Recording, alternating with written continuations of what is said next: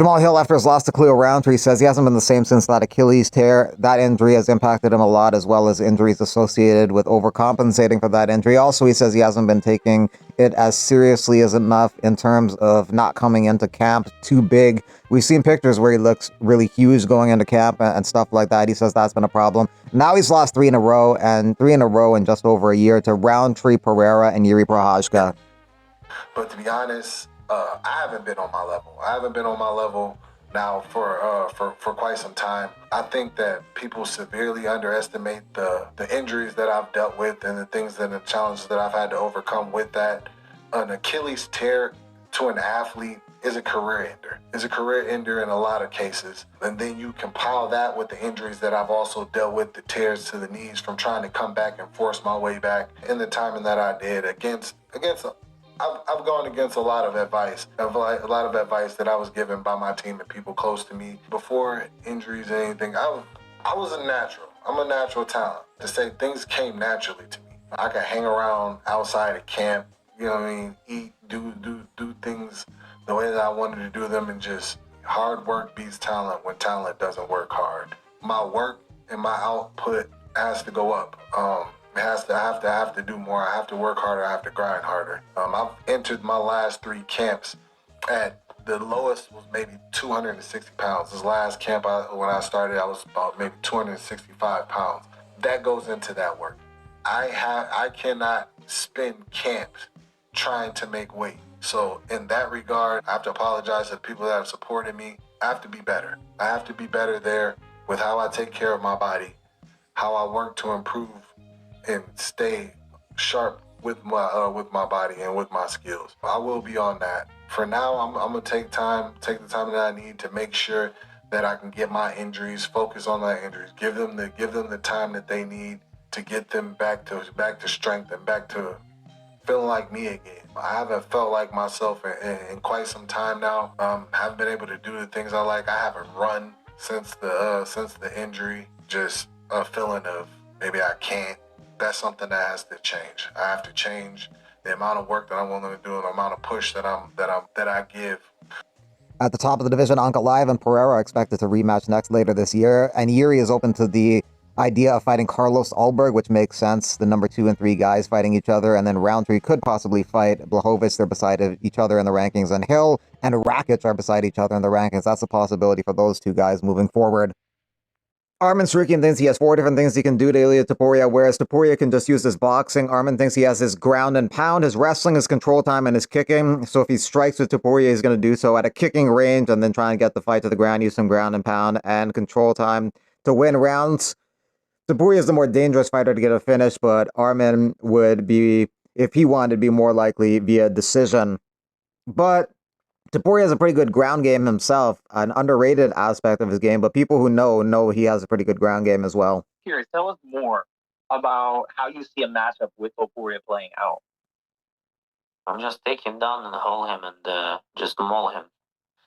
And I just finish him on the ground. He's not going to be able to escape from me. The wrestling and the takedowns are the key then.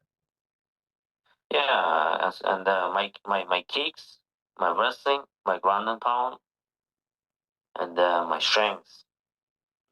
Boxing, he's good on one thing, on the boxing. But me, wrestling, kicks, ground and pound, and like a control time.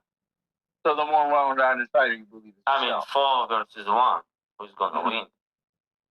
I mean, sure. If you're not gonna stay on his boxing distance, how he's gonna beat you? I don't know. Topuria is known for being a knockout artist, but it's interesting he has more submission wins in his career than knockouts. 8 submission victories, 7 wins by KO or TKO, so 47% of wins by sub, 41% of wins by KO. Topuria's first 7 victories were all submission victories, and he has a wide array of submissions in his arsenal: armbar, anaconda, guillotine, rear naked choke, and triangle choke. 2 victories via decision for Topuria. One was in 2020 against Yusuf Zalal. That was the UFC debut of Ilia Topuria, and the other one was in 2023 against Josh Emmett. And that was 5 rounds, so he went 25 minutes with Ilia Topuria and didn't get knocked out. Just not getting knocked out by Topuria has so much credibility and value these days because he's so dangerous.